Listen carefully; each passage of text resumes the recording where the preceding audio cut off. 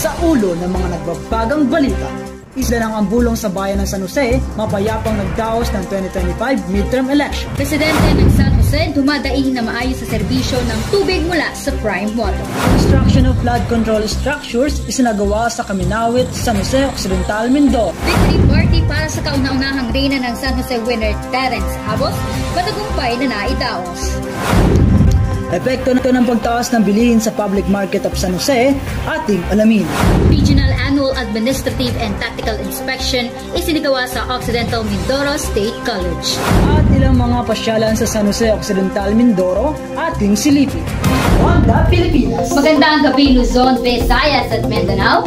Samahan nyo kaming talakayin ang pinakamainit at pinakabagong impormasyon na mahalaga para sa bayan. Ako si George Nicolas. Mula sa politika, ekonomiya hanggang sa kwento ng ating mga kababayan, handog namin ang makatotohanan at napapanahong pagbabalita. Ako naman si Rona Ortega. Saan man sa mundo, maghahatid ng pagbabago. Ito ang Ronda Aksyon Balita. Isla ng ambulong sa bayan ng San Jose, mapayapang nagdaos ng 2025 midterm election. Nakatutok, Renan Torres. Mula kaninang umaga hanggang sa kasalukuyan ay nananatili pa rin maayos ang daloy at proseso ng botohan dito sa paaralan ng Ambulong Island Integrated School. Ngayong oras mga pananghali ay konti na lamang ang mga taong pumupunta upang bumoto, ngunit maya-maya ay may mga inaasahan pang darating na mga botante. Umaga pa lang ng botohan ay marami nang pumupuntang mga residente ng isla sa Ambulong Island Integrated School upang pumili ng mga upo sa pwesto ng gobyerno. Alas 5 kaninang umaga ay nauna ng bumoto ang mga seniors, PWDs at iba pang kabilang sa vulnerable sectors. Alas 7 ng umaga naman ang simula para sa regular voting hours.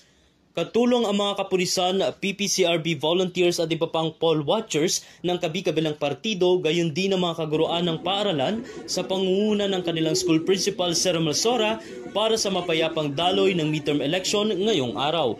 May pit namang ipinagbabawal ang paninigarilyo at pagdala o pagsuot ng mga bagay na may tatak at pangalan ng mga politiko. Ayon sa PPCRB volunteers, ito ay paraan upang maiwasan ang anumang anomalya sa loob ng paaralan habang idinadaos ang eleksyon. Samantala, daing naman ang mga residente ang sobrang init ng panahon kung kaya't kanya-kanya silang bitbit ng mga pamaypay. Ngunit pinapayagan lamang ang mga pamaypay na walang pangalan ng mga politiko. Alas 7 ng gabi, opisyal nang isinara ang botohan at pinangunahan naman ng AIIS Teacher Communique officials ang bilangan. Bago mag-alas 8 ng gabi, ito ay natapos kasabay ng pagpresenta ng balota para sa mga nanalong kandidato. Sa kabuuan, mapayapa ang naging daloy ng eleksyon dito sa isla at wala namang naitalang problema hanggang sa matapos ang botohan.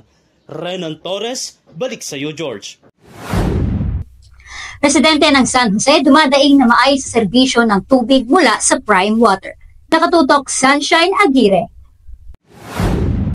Maayos na supply ng tubig mula sa Prime Water, yan ang hiling ng mga residente ng San Jose Occidental, Mindoro. Halos 2 buwan nang nagtitiis ang mga residente ng San Jose Occidental, Mindoro mula Abril hanggang buwan ng kasalukuyan taong 2025. Mahigit kumulang 7 barangay naman ang naapektuhan ng water interruption, kabilang na dito ang Barangay Mabini, Labangan, Magbay, Pag-asa, Kaminawit, La Curva at Barangay Poblasyon 1 hanggang 8. Sinubukan namin kunin ang panig ng Prime Water San Jose ukol sa issue, ngunit tumanggi itong magbigay ng pahayag. Ayon sa kanilang Facebook page, ilan sa mga dahilan ng water interruption ay ang pagdagdag ng riser pipes, power fluctuation, flashing at defective cross-joint of booster engine. Sa ngayon, wala pa ring inilalatag na maaaring maging solusyon sa problemang ito. Gayunpaman, humihingi sila ng paumanhin sa mga apektadong consumers at nangakong gagawa ng paraan para masolusyonan ang problema sa lalong madaling panahon. Sunshine Aguirre, Ronda Aksyon Balita. Construction of flood control structures isinagawa sa Kaminawit, San Jose Occidental, Mindoro. Para sa detalye ng balita, nakatutok dyan, Reynolds Sapra. Narito tayo ngayon sa Barangay Kaminawit kung saan kasalukuyang isinasagawa ang construction of flood control structure o tinatawag na seawall. Ang proyektong ito ay nilaan para sa kapakanan ng mga residente sa barangay na malapit sa baybayin upang mabigyan ng karapatang proteksyon laban sa mga kalamidad, lalo na sa mga malalakas na alon dulot ng bagyo. Bukod pa rito, malaking tulong din sa mga kababayan nating dito lamang kumukuha ng kanilang kinabubuhay gaya na laman ng pangingisda.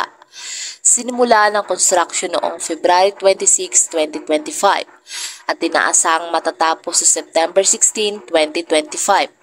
Patuloy nating tututukan ng proyektong ito na ikinatuwa ng maraming residente at inaasam nilang agad na itong matapos para sa kanilang kaligtasan at kapakanan.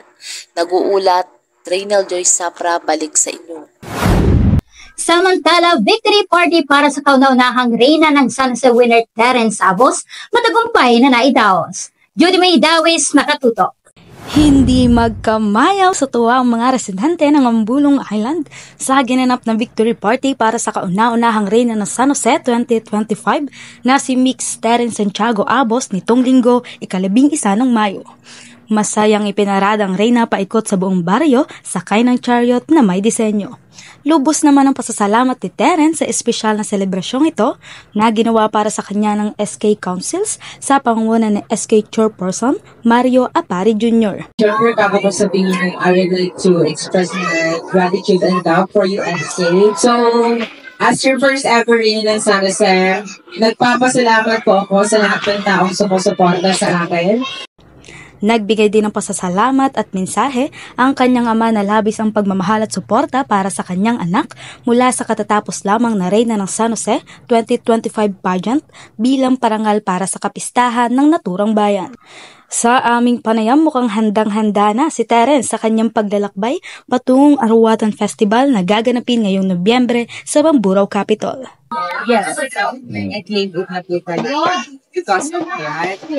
So, because maingay na tayo sa social media, so sure will not be Ang naturang selebrasyon ay sumasalamin hindi lang sa tagumpay ng LGBTQ community, kundi maging ng mga taga-isla at ito ay isang testamento na kayang-kaya nila makipagsabayan sa ibang lugar pagdating sa larangan ng pageantry. Judy May Dawis, Ronda Aksyon Balita. Epekto ng pagtaas ng bilihin sa public market of San Jose, alamin sa ulat ni Lara Isabel Lian. Ramdam ang daing ng mga mamimili sa public market ng San Jose dahil sa patuloy na pagtaas ng presyo ng mga bilihin. Ayon sa mga vendors, ang pagtaas ng presyo ng mga produkto ay sanhi ng pagtaas ng presyo ng mga paunahing bilihin at transportasyon. Samantala, ang ilan sa mga mamimili ay nagrereklamo. Ayon sa kanila, hindi nila kakayanin ang pagtaas ng presyo lalo na't hindi tumataas ang kanilang sweldo. Sa isang panayam, pinapaliwanag lang namin sa kanila kung saan ang galing ang baboy at kung magkano ang pinupunan namin. Saka sinasabi lang namin na ganun kamahal ang kuha namin, 350, kaya hindi namin pwede ibaba ng todo ang 100. Minsan naman pag may nagkatawad, tinatagay namin 400 at may kindokan po. Ang panawagan lang sana namin, mabuksan na ba yung baboy yung mga mag-alaga ng baboy dito sa atin, at kung yung may mga baboy sana dito sa atin, huwag naman sana lang sabay sa ibang lugar. Sentration na kinakuha namin sa ibang lugar. Patuloy na naghahanap ng solusyon ng mga lokal na opisyal upang matugunan ang problema sa pagtaas ng presyo ng mga bilihin sa public market ng San Jose. Sa bawat hinaing ng mga mamimili, kasabay rin ng bawat hinaing ng mga consumer. Kaya naman patunay lamang na ang lahat ay nagpupursige para sa kanilang mga negosyo. Ako, si Lara Isabelian, nag-uulat mula sa public market ng San Jose. Regional Annual Administrative and Tactical Inspection isinagawa sa Occidental Mindoro State College. Erickson Palio para sa balita. Ginanap ngayon sa Occidental Mindoro State College ang Regional Annual Administrative and Tactical Inspection kung saan nilahawkan ng mga criminology student mula sa iba't ibang eskwelahan.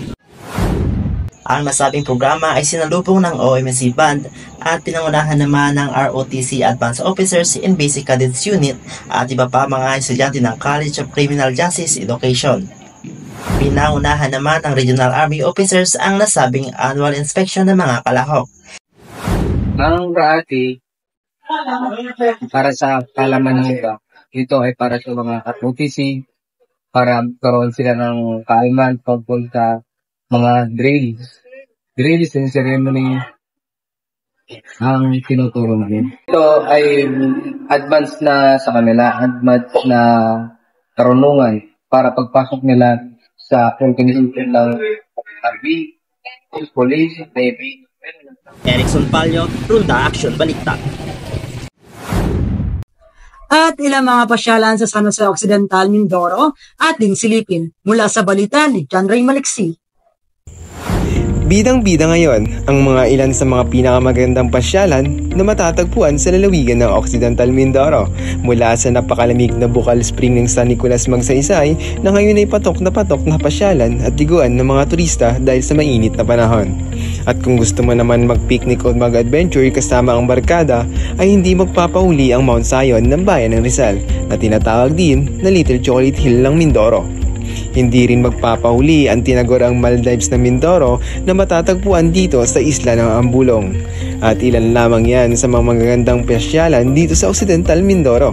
Kaya ano pang inaantay nyo? Tara na sa Oxy!